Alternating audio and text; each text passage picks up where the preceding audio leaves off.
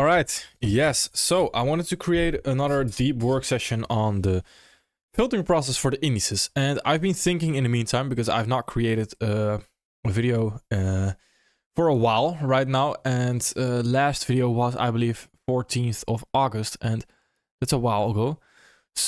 No, September, 14th of September. Sorry, that was August. That's too long ago. But September right here. And the thing is, I've also been thinking in the meantime, of course, because I've not been sitting still. But the thing is, mainly with the indices filtering process, and since I have also been trading the indices for some time right now with the flow trading plan, I've been thinking about the RTH and stuff. And for me, I don't really like it. As in theory, yes, it might be nice. In actual applying the things, so in the actual reality of things, I think it's not that beneficial. I don't think it's that nice. So then I was also thinking about the filtering process itself, because the filtering process itself is creating arguments. And why don't we just do that for the indices as well? That's the exact same thing, no?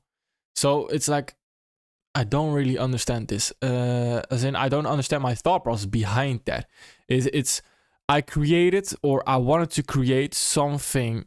I was overthinking it. Let's put it that way. I was overthinking it, where I was creating something that didn't need to be created because it already existed. And I have no idea why I overlooked that fact as well. So I like the idea of the RTH. It's just that maybe it's a bit too far. As in, it's not that deep. It's you look too far for a solution. That's what I thought, and that's what I've been thinking about as well. Especially since I was trading the indices actively as well, and I wanted to show you an example right here of the last time, because the last piece of price action we went through was on the 26th of June, where we're using RTH, etc. And I just want to create a filtering process the exact same way that you would do for your Forex, which is just arguments. And I have no idea why at that moment in time I was so busy with the RTH stuff, etc. I was trying to it's not a bad thing. As in, I don't think it's a bad thing, because without that, without me looking at that, I couldn't have come to this conclusion. As in, I couldn't have thought of this. I first needed to sort of go over that and think, no, this is not what I want. This is not really what I like to see. So the next part is, all right, I've been trading it for a while right now. And now I thought, you just use the arguments the same way as you use in your normal filtering process. Why did I overthink it that much? That's what I don't understand. So right here, what I want to do, I don't have my timer currently. The battery is empty. Bit of a shame. But right here, I want to take you through my thought process on the indices filtering process. And again, we can finalize this a little bit more, but especially this is already finalized because this is already in the content itself. So I have two things that I want to talk about. And the main two things is we have a process where if we create a filtering process, we first off have the filtering process where we select 3 indices and we think it's going higher, for example. For example, here on NASDAQ, we think it is going higher overall. So then you would compare this to ES and to YM as well. All right, why do you think this instrument would be better to trade right now than an ES, than a YM, etc.? Well, the arguments we could make, if we have this weekly fair value gap and we go into the 4-hour, for example, then right here we can see NASDAQ is just continuing higher very nicely, has a nice ST. All right, okay, nice. Then we compare that to ES. ES has a lot more bullish intention, because we didn't even create that ST right there. We have a lot more bullish intention. So does it want to deliver faster towards that draw liquidity right there? It might want to, yes. So that is, again, the first argument where, or that's actually already the finalizing argument, where we could say, then I would like to trade ES over NASDAQ in the moment, because there's a lot more bullish intention on ES. So it might deliver very fast, might deliver easier, etc. It's just a stronger instrument at that moment. Then YM is not really relevant right here because YM didn't even come into a weekly Verwijgap or anything. But let's pick the other scenario where, for example, we have a daily Verwijgap or a weekly Verwijgap. Well, let's see it like this actually. If we have this breaker right here and we want to trade off of that breaker, we can select the exact same breaker on NASDAQ and YM. If they don't have that breaker, then that already indicates right here that here we are trading off of one fair value gap, one discount array in a sense, right? Here we are trading off of two discount arrays right there. That already increases the odds. So that already is another argument right there that ES is better to trade right there. Then the next part is, again, that what I wanted to go over is that if you have that breaker and you had the same breaker on NASDAQ and YM, and only ES comes into that breaker, into your PD rate to trade off of, then of course, that is the one you want to be trading. Why is that? And that is also for if you want to use SMT. That's a very easy thought process.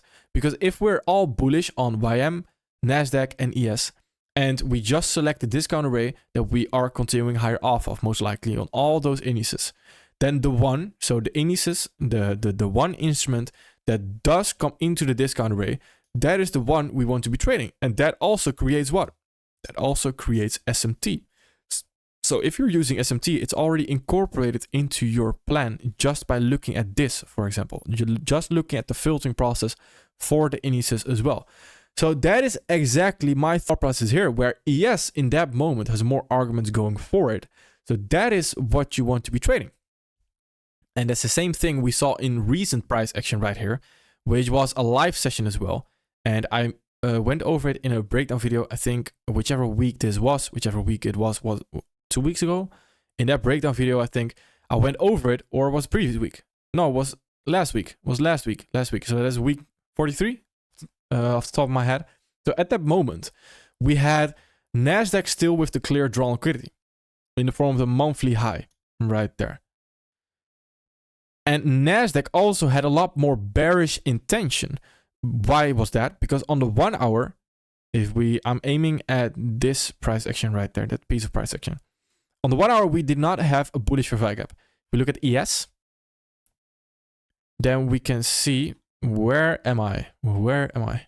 Then we can see right here, that same price action, we did create a bullish Verwijgap, indicating that in that moment, you would like to trade NASDAQ over ES because there's more bearish arguments for NASDAQ right there. So that is, again, very easy, the filtering process. And that is why ES actually gave a loss right there and NASDAQ did not. So that is very nice. And that is just very simple, the filtering process. So it's the RTH things. I like it, but I do believe I was overthinking it in a sense. But I am going to keep the videos as well on there because it's a great way of seeing how you would use deep work session. And I do want to do that more often as well. And the funny thing about that is when you combine deep work sessions with your actual trading as well, that's where the greatest benefits come from. Because deep work sessions is more so, how is this in theory? And then you actually trade, which is very important, of course. Then you see how does this actually go, or how do you actually use this in reality? So how do you actually go about this in your practical ways of viewing price action, etc.? That is important. So then you come up with the best ideas, combine that real trading with those deep work sessions as well. That is very important. But I like the videos because they still go over the fact on how to do deep work, and you can see how the ideas come into my mind as well. But then once I applied to live trading, I didn't like it that much. So then again, it's like, all right, then why not just do it like this? So that is where the practicality is way more important than the theory as well. So that is what I wanted to go over right here. Just a quick thought right here. And I will also continue with the deep work sessions, but that's just what I've been thinking about those filtering process. That it's just, I don't know, I overcomplicated in my eyes, I overcomplicated it, and it shouldn't be like that. It should just be the arguments, which we've been talking about for a very long time, just using the arguments. And the arguments is super easy to go over as well. And that's also if you can look at arguments, it's a very mechanical way of finding your filtering process as well. So that is what we are going to build on from now. All right, perfect. Thank you.